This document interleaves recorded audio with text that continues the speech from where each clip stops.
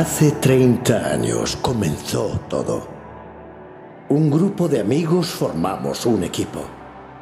Nuestra cancha era una plaza.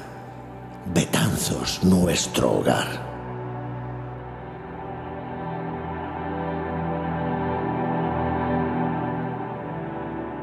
Entre todos conseguimos que una ciudad se ilusionase con nuestro juego.